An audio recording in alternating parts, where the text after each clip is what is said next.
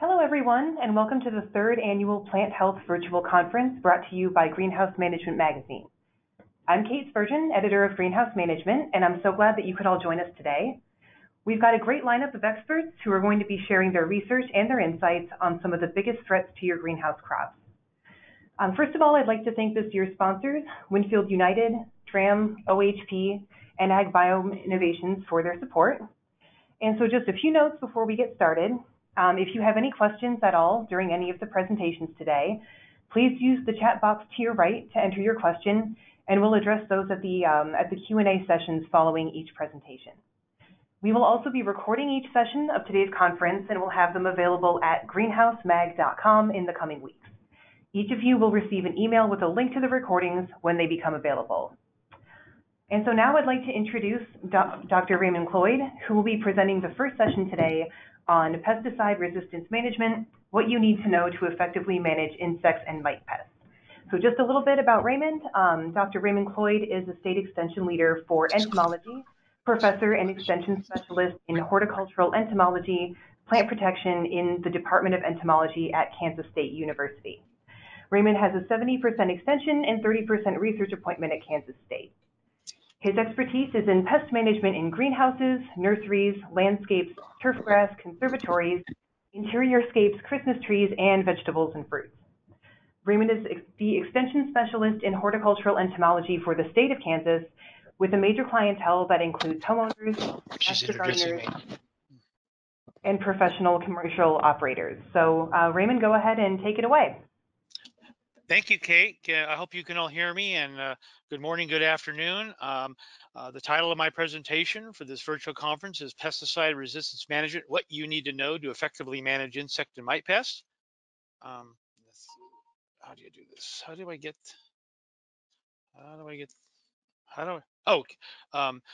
So what you can expect is I'll give you kind of a brief introduction, talk about Resistance 101, the biological factors that promote resistance, what is resistance, why is it a problem, mode of action rotation programs, and ways to avoid pesticide resistance, in any questions or discussion at the very end.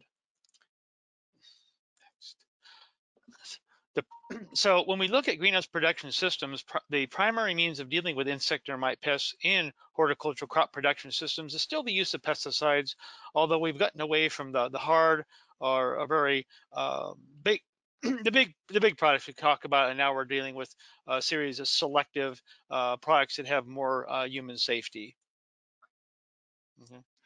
Okay, so let's talk about resistance.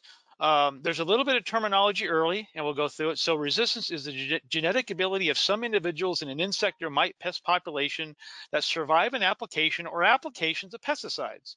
In this case, insecticides or miticides. In other words, the pesticide no longer effectively kills a substantial number of individuals in the population. So why should we be concerned about resistance? Well, over 550 insect and mite pest species have developed resistance to pesticides over the last 50 years, and that number is getting close to 600.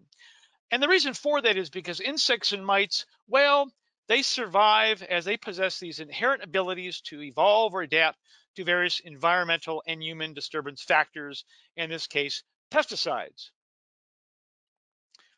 So let me give you a little bit of historical perspective.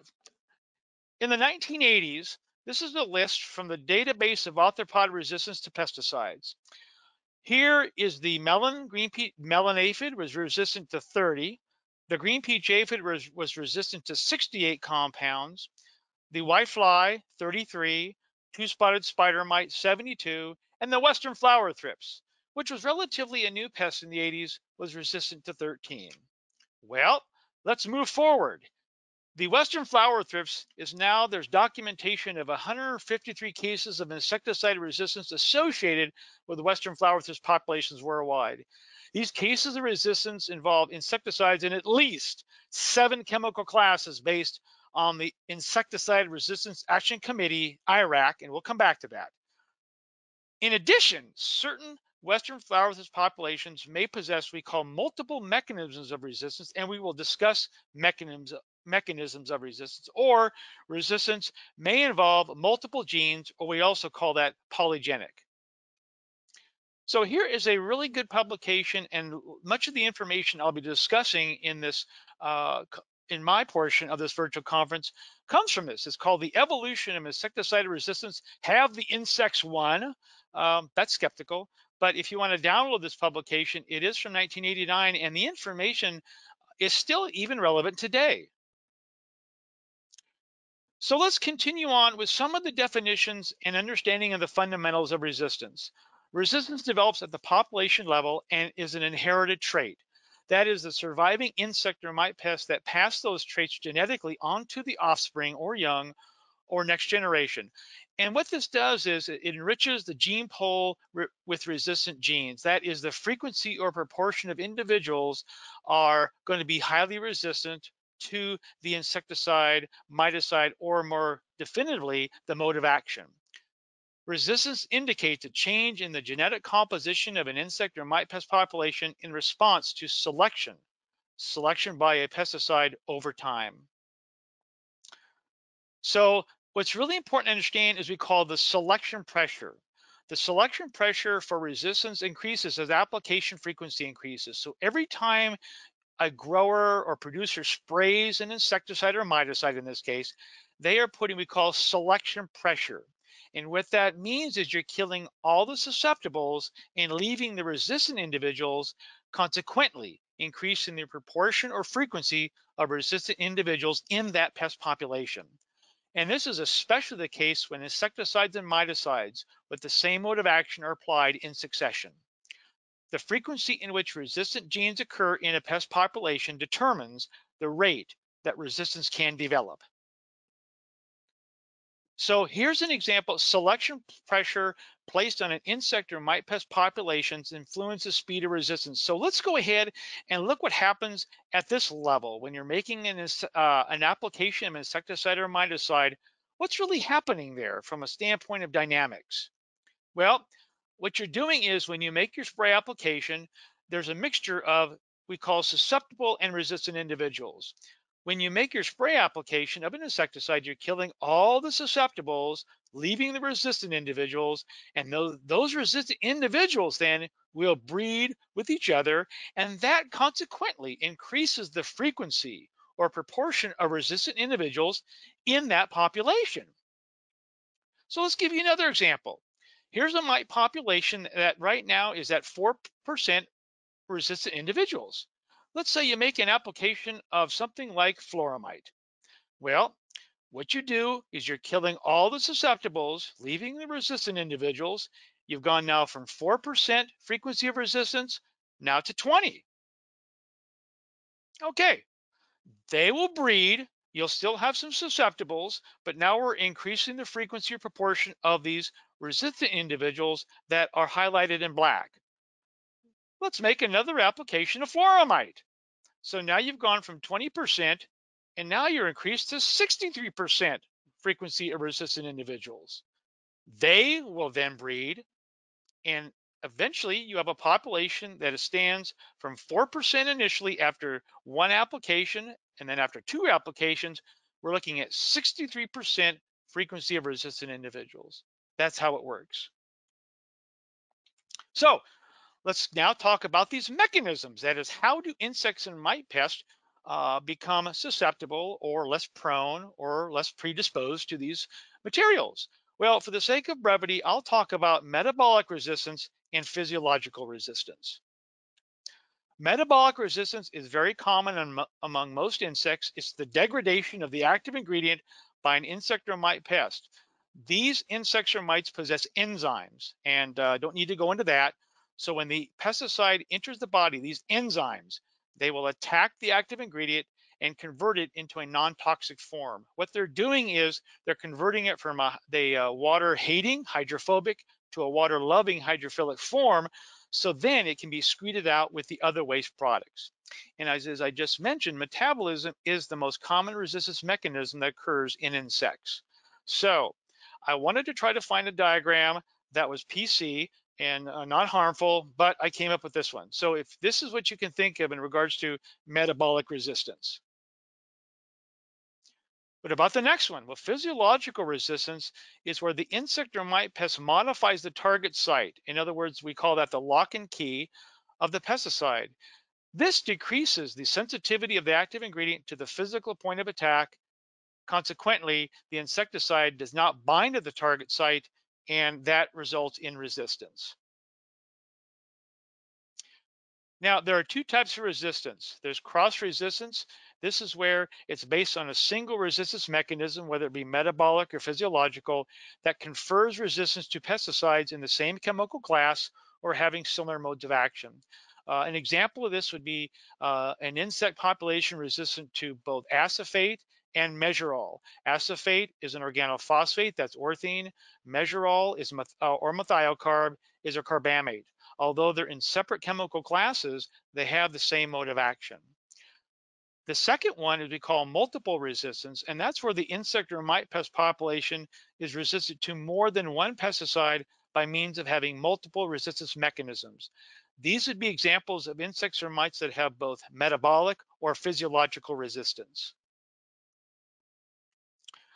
What are some of the biological factors responsible for promoting resistance in insect and mite pest populations? Well, short generation time, the number of generations per cropping cycle or year, high reproductive rate of the females, and broad host range. Well, Western flower thrips on the left, two-spotted spider mite on the right have what we call haploid diploid breeding system. What this means is the males only have one set of chromosomes, which means they're haploid, so any resistance genes are directly exposed to selection by the pesticide application. Consequently, this increases the potential for resistance developing. Going back to reproductive capacity, the reproductive capacity of certain insect and mite pests impacts the ability of these insect pests to develop resistance to pesticides. Basically, it's a numbers game, and that includes for both aphids and two-spotted spider mites. Let me give you an example. Okay, so this is green peach aphid. In a greenhouse, there are no males or no mating. We call that parthenogenesis.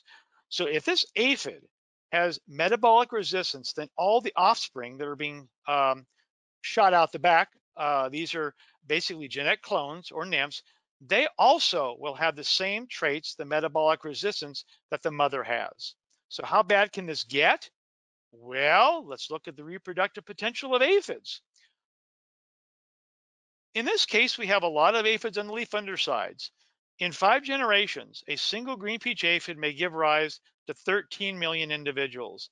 It's important to understand all those individuals are genetic clones of the female, and they will contain the same mechanisms of resistance that the female had, whether it be metabolic or physiological. So the population dynamics or trends associated with insect or mite pests are dependent on temperature and plant availability. And what we see here on the y-axis is the average weekly counts of thrips per month versus January to December. What I want to highlight here is the bell-shaped curve. And what we typically see is from April to October, this is when the insect or mite pest populations are higher because the temperatures are conducive for development and reproduction, and there's a wide variety of plant material available. But at the same time, this is when a lot of the insecticide and miticide applications are being conducted. Okay, now when we look at two-spotted spider mites, they have what we call a localized or isolated pest populations, and consequently, they can develop resistance faster than insect or mite pests that are more mobile. Why? Because there are no winged individuals, and the intense selection pressure and reduction in the number of susceptible individuals, consequently, that will lead to an increase in the frequency of resistant individuals that will breed with each other. So spider mite populations, because they do not get an influx of susceptible individuals, that results in a higher level of resistance than some of the other insects that can move around about in a greenhouse. So why is resistance so problematic in greenhouses? Well, first of all, the environmental conditions, including temperature, light intensity, and relative humidity, are conducive not only for plant growth and development, but also for insect development and reproduction. Number two, The constant exposure to insecticides and miticides results in intense selection. We've covered that already, selection pressure for resistance. This is especially the case with products that have extended persistence or residual activity. And number three is these enclosed environments, they limit immigration of susceptible individuals, thus resulting in a high proportion of resistant individuals in the pest population, and also a high frequency or proportion of resistant individuals. So the application factors that influence resistance include rate or dosage used, or the frequency of applying pesticides, which again we call selection pressure. And unfortunately, when producers or growers think that they're encountering resistance, what they will do is increase the rate or dosage used or make more applications. And all that does is exacerbate the problem. Now I need to step back. The failure to control or manage insect or pest population is not always due to resistance. In fact, when I get my list out, when somebody gives me a call or email, a listing of all the problems that may be associated, I rarely get down to the bottom, and that's resistance. So let's talk about some of these other factors that can lead to poor control or poor suppression of insect or mite pest populations. Well, number one, not using the correct pesticide. Okay. Number two, not using the correct label rate. Number three, not thoroughly covering all plant parts with a spray solution. Number four, watering heavily after applying a systemic insecticide, consequently leaching the material out of the growing medium or soil. Number five, not adjusting the pH of the spray solution. If the spray solution pH is over 7, a number of compounds can experience alkaline hydrolysis, and that obviously is going to result in less suppression of the pest population. Number six, applying pesticides when susceptible life stages, the larvae, nymphs, and adults are not present or they're absent. Number seven is kind of a catch-22. Not applying pesticides frequently enough, especially during spring through fall, also when dealing with multiple or overlapping generations. Now, the problem with this is that if you do this, you enhance selection pressure, and as we already mentioned, that could consequently lead to a higher level of resistance. So number seven is kind of a catch-22 that we all should be aware of. And then number eight is not routinely scouting to help time applications of pesticides. Let's talk about mode of action and pesticide rotation. The mode of action is how a pesticide, such as an insecticide or miticide, affects the metabolic and physiological processes of an insect or mite pest population, or in this case, an individual. There are two types of mode of action. Narrow spectrum mode of action. The active ingredient is active on a specific target site in the central nervous system or certain enzymes associated with metabolism. Then we have the broad spectrum mode of action. That's when the active ingredient works on a variety of target sites or there are multiple modes of action. These examples include insecticidal soaps, horticultural oils, selective feeding blockers, microorganisms, and the entomopathogenic fungi and bacteria. Let's go through a series of diagrams to really show what this looks like. Well, this is a classic diagram I like to show where we look at the different chemical classes that are available. But what I want to highlight is most of the materials are working in what we call the central nervous system, okay? Also referred to in entomology as the nerve ganglia. When you look deep into detail on this, you'll see the nerve axon, there's a gap called the synapse, and this receptor site called the dendrite. Well, pyrethroids work on the sodium and potassium channels. The organophosphates work on this receptor site. The neonicotinoids work on this receptor site. Abamectin avid works here, and then spinosad conserve works right in between them. So you can see that many of the materials that are widely used work on a very narrow target site in the central nervous system. So if we look at this a little closer, again, the pyrethroids work on the sodium potassium chloride channels in the nerve axon.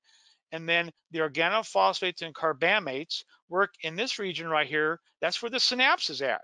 And what they're called acetylcholinesterase inhibitors. So what they do is they bind to this enzyme here, which is responsible for moving the neurotransmitter acetylcholine, so you get continual firing across these nerve cells. That's awesome. So The primary way to alleviate insect and mite pest populations from developing resistance is to rotate insecticides and miticides with different modes of action. So why do you rotate pesticides? The reason why you rotate pesticides is to avoid the potential for pesticide resistance developing in insect or mite pest populations, thus preserving the existing pesticides.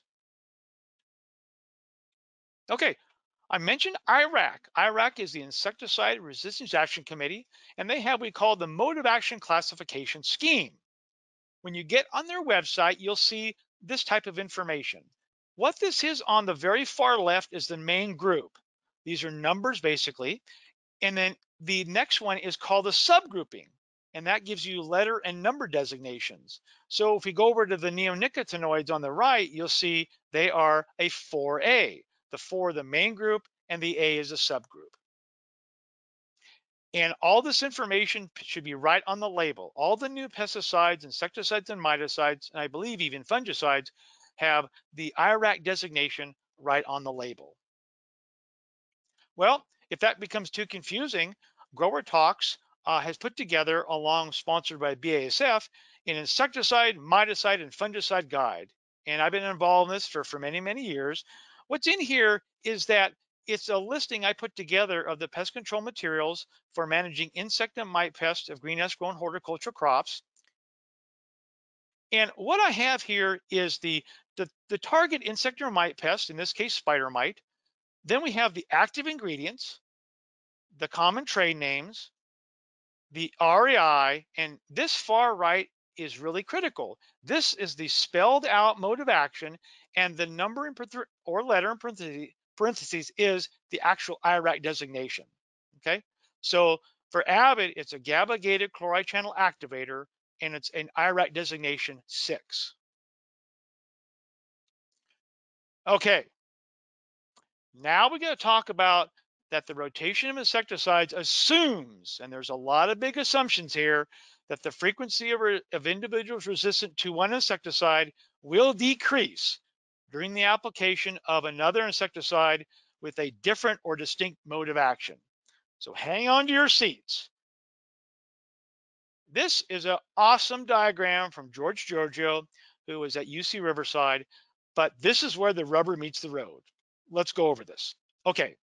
So we have, this is basically 1, 2, 3, 4 generations of an insect. Let's just say thrips. And 4 compounds. This is called a 4-compound, 8-week rotation program. You come in with Pylon. You spray Pylon, you kill all the susceptibles, and you start seeing an increase in frequency of resistant individuals. Well, you spray Pylon once a week for 2 weeks. Okay. Well, then you come in with Avid, and Avid kills all the resistant ones to Avid, and then slowly, then after weeks 4 and 5, that's done, you spray with Overture. Well, in the meantime, the thrips populations are starting to become more susceptible, or the frequency for resistance declines. Okay, so you've gone with Pylon, Conserve, Overture, or Avid. Now we come in with the final one. Let's just say Avid. And again, we kill a high number of susceptibles, leaving the resistance. They breed, increase the frequency, and then you can come back with Pylon again. So what I'm trying to, the point I want to make is, as you stop using these different modes of action, the pest population should, or we are assuming a lot here, become susceptible to the material when you reintroduce it for spraying. If there's any questions on this, we can address them near the very end. But this diagram is the reason why you rotate different modes of action to minimize resistance. Okay, what about some rotation guidelines? Well, you want to rotate common names or active ingredients, not trade names. And in general, you rotate different modes of action or activity every 1 to 2 weeks within a generation. The bottom line is you want to use the same mode of action within a pest generation. You do not rotate different modes of action within that generation. Or after up to 3 successive applications of insecticides or miticides with the same mode of activity. Well, when you look at pesticides out there, and this is an example of a conserve, they have all this information on the label to help you avoid issues with resistance. And basically what I've been covering is based on the label. Avoid using the same active ingredient or mode of action on consecutive generations of insect or mite pests, and some other information that we've covered previously. Okay, this is a table I generated, and what it is all the active ingredients for all the miticides commercially available. There's the active ingredient, and then their subsequent trade name. Then the activity type, contact, translaminar, or systemic, and then whether they're active on the egg, larva, nymph, or adult. What I want to highlight and what I really want you to understand is this bottom part. Although we have 14 miticides, we really only have 6 different modes of action. That is, we have these one mode of action, this mode of action, this one, this one, this one, and the last 2. If you haven't noticed it already, we have 6 miticides that are mitochondrial electron transport inhibitors. We have 2 that are lipid biosynthesis inhibitors and 2 that are growth and embryogenesis inhibitors. So again, although we have I would maybe think a diversity of products, we really only have 6 different modes of action. Okay, so let's give some examples. These are rotation programs for the various insect pests, and I thought I'd go ahead and do it without the neonicotinoids in this case. Let's go for the aphids. You can use Endeavor, a selective feeding blocker, Impede, which is basically insecticidal soap, Contos, lipid biosynthesis inhibitor, and oil, a suffocant.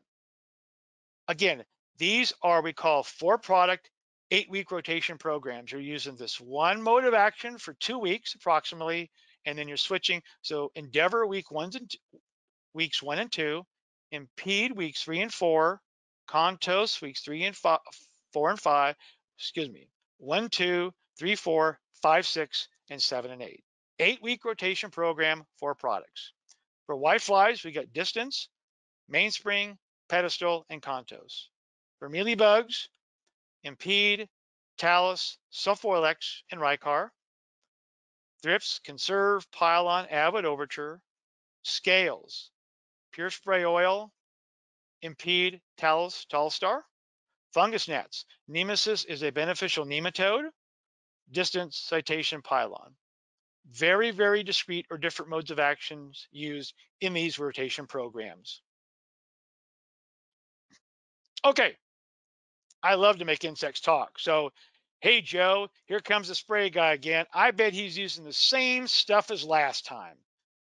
What I'm trying to get across is every time you apply pesticide, you're placing selection pressure on the insect and or mite pest population. Therefore, by reducing the use of pesticides, you will lessen the potential for insect or mite pest populations to develop resistance. Again, what you're doing is minimizing or lowering the frequency or proportion of resistant individuals in that pest population. Okay, what about some additional, you can't rely on pesticides, insecticides, and miticides to do everything. It's not going to work. But what are some additional resistance management strategies you can implement? Well, scout regularly to appropriately time applications of insecticides or miticides so you target the most susceptible life stages. Implement proper cultural and sanitation, and that will be in another presentation during this virtual conference. Use insecticides and miticides with broad modes of activity, including insecticidal soaps, horticultural oils, selective feeding blockers, and beneficial fungi and bacteria. It's really important to understand that when you do these 8-week 4-product rotation programs, you want to use a mixture of narrow and broad spectrum modes of action to, again, decrease the prospects or potential for resistance developing in the insect or mite pest population. Reduce the frequency of applying insecticides or miticides to mitigate delay resistance developing in insect or mite pest populations. And this is what I'll be talking about in my second presentation, release or apply biological control agents such as parasitoids and predators or entomopathogenic fungi. Again, what you're doing is you're reducing selection pressure, therefore, consequently reducing the frequency or proportion of resistant individuals in that pest population. So a really good methodology or technique is if you can install screening on the outside of your vents, this prevents insect or mite pests such as adult western flower thrips, whiteflies, and winged aphids from entering. And why this is important, because if you're near field situations or vegetable crops, any insects that come in from those, they may already be selected for resistance to certain modes of action that you may use in the greenhouse. And here's another case. We talk about weeds outside the greenhouse where the insects can easily migrate through unscreened vents and enter the greenhouse. And if these insect or mite pest populations have been exposed to a certain mode of action and they move in and you use the same mode of action, that's going to enhance the prospects of resistance. So Rich Cowles from Connecticut and I developed a publication from 2010 on resistance, mode of action, and pesticide rotation. It's an 8-page document, and you can access it from that website as a PDF. I don't like to promote myself, but there's a lot of information in the book I published in 2016. God, I can't believe it's 4 years already. And there's an entire chapter devoted to managing insects by minimizing insecticide miticide use, thus reducing pesticide resistance. I think it's still available on Amazon.com. So with that, I thank you for your attention. I hope you all learned something about resistance. And that's all I have for my first presentation. And I'd be happy to address any questions you have. And if you have any questions or comments regarding this presentation, they'd be very much appreciated. Thank you very much. All right, thanks so much, Ray, for all that information. And as Ray mentioned, he's going to be joining us after a short sponsor presentation to be talking about biocontrols. So we do have a couple of questions for you here, Ray. The first one that we have is about thrips. Are thrips capable of becoming resistant to mycoinsecticides, such as Botanigard? First of all, that's an excellent question. I am not aware of any scientific data to show that thrips have become resistant to Bavaria bassiana or the other entomopathogenic fungi. And the reason for that is probably because of the broad mode of activity associated with entomopathogenic fungi, and also would be also for bacteria. Okay, we got another question. Someone would like to know if something like a compost tea would work the same as a pesticide, and if not, how do they work differently? Well, that's a good question. However, I really can't answer it because compost teas, they're not all standardized, they're not all the same. Um, that's a question I really say I cannot answer. Yeah. Fair enough. We got another question here. How do you, or how can you work biologics into an 8-week rotation program? How can you work biologicals into an 8-week rotation program? Yes. Well, let me see if I can answer that question the best I can. The 8-week 4-product rotation program is for insecticides. I am a firm believer that you're going to use either biological controls or insecticides or miticides. I know there's the question of integration. I think I've actually done virtual conferences on that, but that would be very difficult because the reason why is you don't know the direct or indirect impacts of the materials you're using on the biologicals. But let me give you an example, one that you might try. You could use row beetles or nematodes for fungus gnat larvae in the soil, and then you could spray some materials to kill your above ground pests such as mites or thrips. We have done some work with that. We have data to show that some of these materials, when applied on to kill above ground pests, will have minimal direct or indirect impact on beneficials that reside in the growing medium. Don't know if that answered the question, but that's the best way I can approach it. Okay, and somebody would like to know if you personally still recommend tank mixes. Oh, good question. I I don't. Let me be blunt and honest and practical. Um, I know why you do tank mixes. It's better to apply two materials with one shot than two separate applications. However, you don't know how the materials are going to react. Are they going to be compatible? Are they going to be synergistic or antagonistic or whatever? If you're going to tank mix, cannot stress enough the need to spray 10 plants and see what happens, because you do not want to mix two things together and apply to the crop and come to find out that it's a herbicide. So that's something it's an excellent question. I know there's a lot of information. We've done a lot of research on that, but um, I follow the mantra of practicality.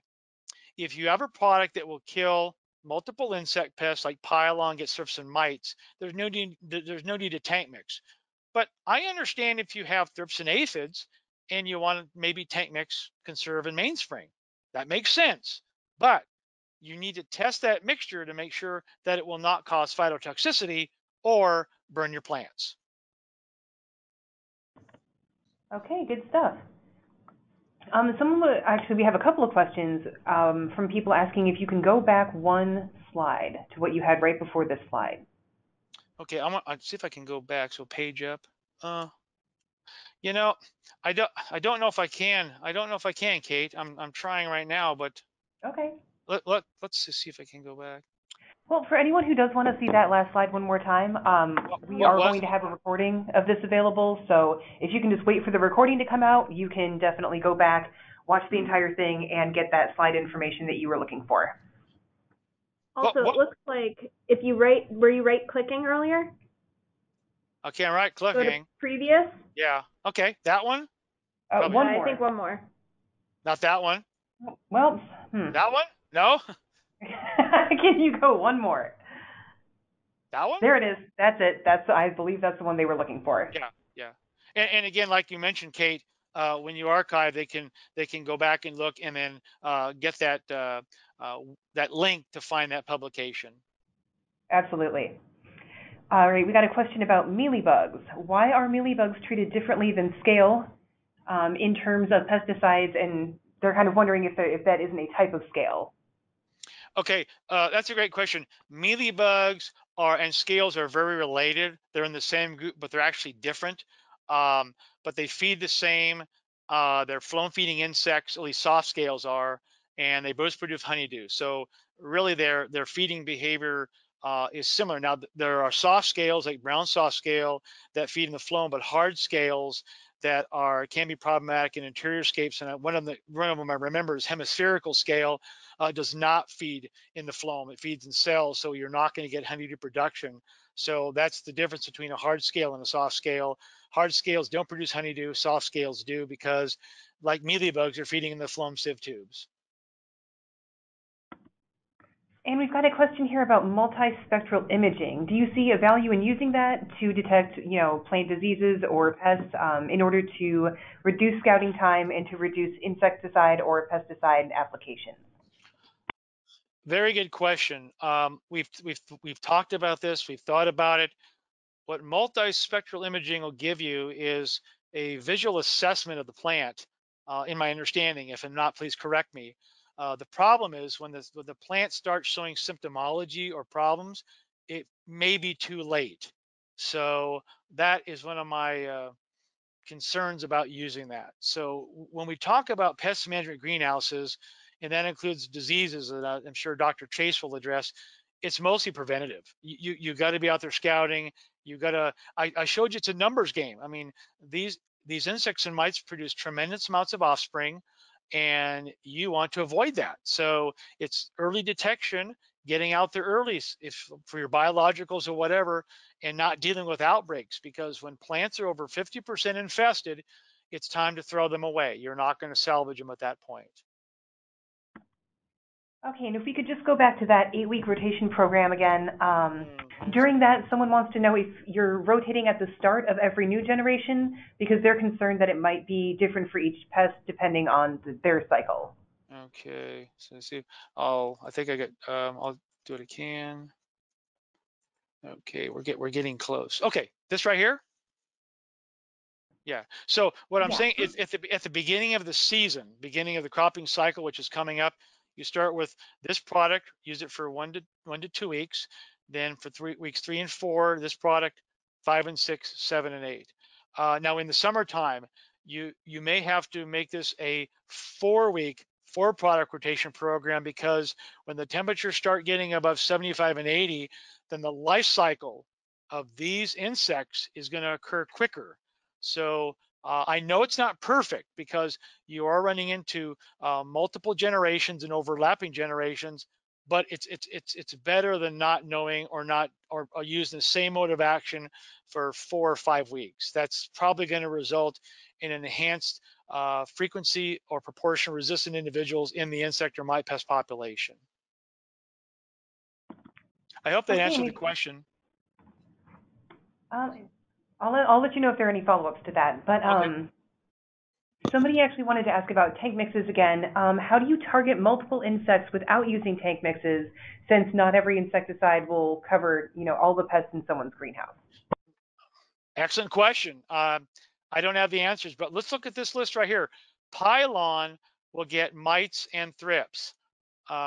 Endeavor will give you aphids and whiteflies. So if you've got aphids and thrips, then like I mentioned, it may come where you have to mix Endeavor with Conserve or with Avid. But of course, Avid will have aphid suppression. So I understand why you're doing it. And being an applied practical person, my job is to help you. So there are cases, I understand, where you're going to have, if you are dealing with multiple pests and you want to avoid making separate applications, you will tank mix. But again, I cannot stress enough the fact that if you do that, try it on a sample of plants before exposing your entire crop to that tank mix, because you do not know if there's compatibility issues, if there's synergism, antagonism, or anything else associated with pesticide mixtures. And let me emphasize this.